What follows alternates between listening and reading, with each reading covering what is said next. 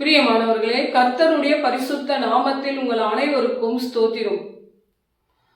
வெளிப்படுத்துதல் 6:10 அவர்கள் பரிசுத்தமும் சத்தியமும் உள்ள ஆண்டவரே தேவரே, பூமியின் குடிகளிடத்திலே எங்கள் இரத்தத்தை குறித்து எதுவரைக்கும் நியாயம் தீர்க்காமலும் நீர் பழி வாங்காமலும் இருப்பீர் என்று உரத்த சத்தமாய் அவர்கள் கூக்குரல் இடுகிறார்கள் என்று.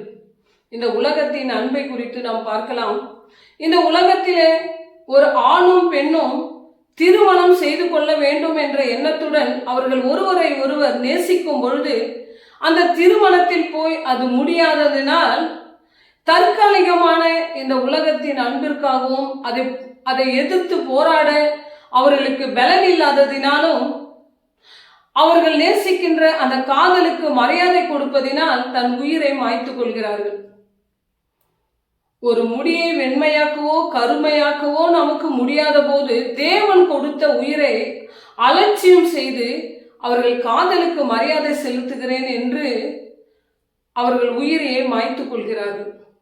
இது நம்முடைய பார்வையில இது கோழைத்தனமாய் காணப்படும். தேவனுடைய பார்வையில இது அருவருக்கக்கூடியதா இருக்கிறது.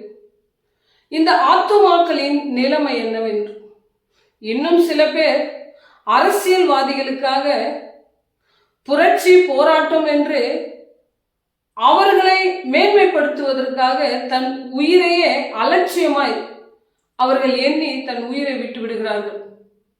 இன்னும் சில பேர் நம் தேசத்தில் தாய்நாடை காப்பாற்றுவதற்காக நம் தேசத்தின் பார்டர்ல நின்று கொண்டு தன் உயிரை தியாகம் செய்கிறார்கள். இன்னும் சில பேரை நாம் பார்ப்போமானால் அவர்கள் வாழ்க்கையிலே தோல்விகள் பிரச்சனைகள் வரும்பொழுது அதை எதிர்த்து போராட பலனில்லாததினாலும் அதை மேற்கொள்ளுகின்ற ஞானமும் குறைவாயிருப்பதினாலும் தற்காலிகமான பிரச்சனையை கண்டு பயந்து அவர்களும் கூட தன் உயிரை மாய்த்துக் கொள்கிறார்கள். இப்படி உயிர் சேதங்கள் இந்த உலகத்திலே நடந்து கொண்டுதான் இருக்கிறது. இது நாம் பிராக்டிக்கலா பார்ப்போம்னா வாழ்க்கையில இது தற்காலிகமான ஒரு பிரச்சனை. இதுக்கு முடிவு கண்டிப்பாய் தீர்வு உண்டு என்பதை அவர்கள் உணராமலும் உணர்ச்சி வசப்பட்டு அவசரத்துடன் இவர்கள் முடிவெடுத்து தன் உயிரை மாய்த்து விடுகிறார்கள். இதனால் அவர்கள் ஆத்மாதான் இங்கே நஷ்டப்படுகிறது என்பதை உணர்வதே இல்லை. காதலுக்கு மரியாதை செலுத்த வேண்டும் என்ற எண்ணத்துடன் காதலர்கள் தன் உயிரை மாய்த்துக் கொள்கிறார்கள். அரசியல்வாதிகளாகிய தலைவர்களை கௌரவப்படுத்த வேண்டும், அவர்களை மேன்மைப்படுத்த வேண்டும் என்று தன் உயிரை அலட்சியப்படுத்தி இவர்களும் உயிரை விட்டு விடுகிறார்கள். இன்னும் நம் தேசத்தின் சகோதரர்கள் நம் தேசத்தின் தாய்நாட்டை காப்பாற்றுவதற்காக பார்டர்ல நின்று அவர்கள் உயிர்களை தியாகம் செய்கிறார்கள். இன்னும் சில பேர் அவர்களுக்கு அந்த குழப்பத்திலிருந்து பிரச்சனையிலிருந்து அவமானத்திலிருந்து வெளியே வர தெரியாததினால் அவர்களும் தன்னை உயிர் சேதம் செய்து கொள்கிறார்கள். இதனால் எந்த ஒரு மாறுதலும் இந்த சமுதாயத்தில் வரப்போவது இல்லை என்பதை அவர்கள் அறிவதே இல்லை. உணர்ச்சி வசப்பட்டு யாரோ ஒரு குரூப்பை காப்பாற்றுவதற்காகவோ காதலுக்கு மரியாதை செலுத்துவதற்காகவோ பிரச்சனையை பார்த்து பயந்து ஓடுவதாகவோ இவர்கள் இப்படி தன் உயிரை மாய்த்து கொண்டு விடுகிறார்கள். ஆனால் இங்க இரத்த சாட்சி என்பவர்கள் யார்? இவர்கள் தேவன் நம்மேல் கொண்ட அன்பை இவர்கள் நினைத்து தேவனுக்கு எதையாகிலும் இந்த பூமியிலே நாம் செய்ய வேண்டும் என்று தேவனுக்குள் முழுமையான விசுவாசத்துடன் கீழ்ப்படிந்து தேவனுடைய வார்த்தையும் சத்தியத்தை அப்படியே போதிக்கக்கூடியவர்களாக தன் ஜீவனையே தேவனுக்காக உயிர் தியாகம் செய்யக்கூடியவர்கள் தான் இந்த இரத்த சாட்சிகள். இவர்கள் நீதியும் சத்தியத்தையும் ஒரு கலப்படம் இல்லாமல் அப்படியே மற்றவர்களுக்கு போதிக்கக்கூடியவர்களாக இருக்கிறார்கள். தேவனுடைய சத்தியம் உள்ளதை உள்ளபடியும் இல்லாததை இல்லாதபடியும் இவர்கள் போதிப்பதினால் இவர்கள் வாழ்க்கையில இரத்த சாட்சிகளாய் அவர்கள் மறிக்க வேண்டியதாக இருக்கிறது. இவர்கள் நீதியில மாத்திரம் அல்ல, தன் வாழ்க்கையில அப்படியே பிரதிபலிக்கிறார்கள். தேவன் எப்பேற்பட்டவர் என்பதை இவர்கள் வாழ்க்கையின் மூலம் நாம் பார்த்தால் தெரிந்து கொள்ள முடியும்.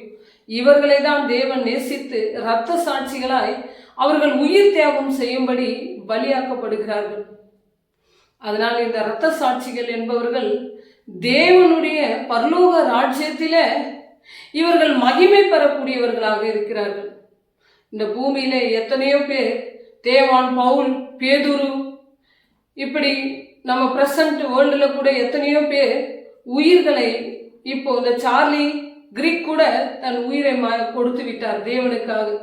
இப்படி இரத்த சாட்சிகளாக எத்தனையோ பேர் இந்த பூமியில மரித்திருக்கிறார்கள். அதனால்தான் இவர்கள் எல்லாரும் இந்த வெளிப்படுத்தின விசேஷத்துல சொல்லுகிறார்கள், பலிபீடத்துக்கிட்ட நின்று கொண்டு எங்கள் ரத்தம் இந்த பூமியில சிந்திருக்கிறதல்லோ, அதை குறித்து இந்த பூமிகளின் குடிகளிடத்திலே நீர் நியாயம் தீர்க்காமலும் எதுவரைக்கும் பழி வாங்காமல் நீர் மௌனமாயிருப்பீர் தேவா என்று அவர்களை பார்த்து கேட்கிறார், தேவனை பார்த்து கேட்கிறார்கள். அதற்கு தேவன் சொல்லுகிறார், கொஞ்சம் பொறுத்து கொள்ளுங்கள், இன்னும் உங்கள் சகோதரர்கள் இந்த பூமியில இரத்த சாட்சியாய் மரிக்கக்கூடியவர்கள் இன்னும் அநேகர் இருக்கிறார்கள். அவர்கள் எல்லாரும் வந்து சேர்ந்த பிறகு நான் நியாயம் தீர்க்கிறேன் என்று தேவன் அவர்களிடத்துல அவர்களுக்கு பொறுமையோட இருங்கள் என்று சொல்லுகிறார். இதுதான் இந்த இரத்த சாட்சி. இந்த இரத்த சாட்சியின் மூலியமாய் தேவனுடைய நாம மகிமைப்படுவது மாத்திரமல்ல, விசுவாசிகளாகிய நாம் அவருடைய உண்மை தன்மையும் அவருடைய உறுதியும் கண்டு நாமும் விசுவாசத்தில் உறுதி உள்ளவர்களாய் தரித்து கொள்ள வேண்டும் என்பதற்காக தான் தேவனுக்குள் நாம் ஸ்ட்ராங்கா இருக்க வேண்டும் என்பதுதான் இந்த இரத்த சாட்சிகள் மரித்து போகிறார்கள். அதனால்தான் இரத்த சாட்சிகள் என்பவர்கள் யார்? ஒருவர் தேவன் மேல் முழு விசுவாசம் உள்ளவராயும் உண்மையான நம்பிக்கை உடையவராயும் உறுதியான மனதினை உடையவருமாய் இறுதி வரையில, அதாவது தன் உயிர் மூச்சு உள்ள வரையில அவர் தேவனுக்கு வைராக்கியமாய் நிலைத்திருக்கிறதினால்தான், அவர் தேவனுடைய நீதியும் சத்தியத்தையும் அப்படியே தன் வாழ்க்கையில வாழ்ந்து மற்றவர்களுக்கு அறிவிப்பதினால், தேவனுடைய உயர்ந்த தன்னலமற்ற அன்பை தன் வாழ்க்கையின் மூலம் மற்றவர்களுக்கு வெளிப்படுத்தி காண்பிப்பதினாலும், தேவனுடைய வார்த்தையை உள்ளதை உள்ளபடி போதிப்பதினாலும், தேவனுக்கு பிரதிநிதியாக அவர்கள் நிற்பதினால் சத்ருவானவன் இவர்கள் மேல் கோபம் கொண்டு இவனுக்கு சகித்து கொள்ள முடியாமல் இவர்களுடைய உயிரை பழி வாங்கி விடுகிறான்.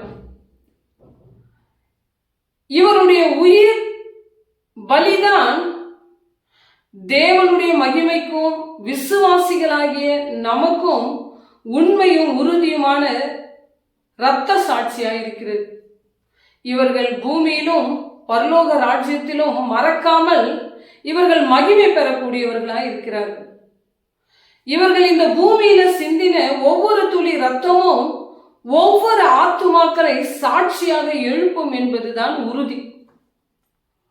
இவர்கள் பரலோக ராஜ்யத்தின் பலிபீடத்திலே நின்று கொண்டு எங்கள் இரத்தத்திற்கு இந்த பூமியில நீர் நியாயம் தீர்க்க வேண்டும் என்று, அதாவது நாங்கள் சிந்தின ஒவ்வொரு துளி இரத்தத்திற்கும் இந்த பூமியில ஒவ்வொரு ஆத்துமாக்களும் சாட்சியாக எழும்ப வேண்டும் என்று உரத்த சத்தத்துடன் அவர்கள் கூக்குரல் இடுகிறார்கள்.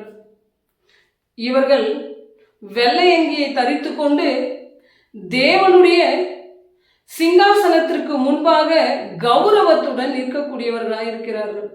இவர்கள்தான் இந்த உலகத்தின் இரத்த சாட்சிகள்.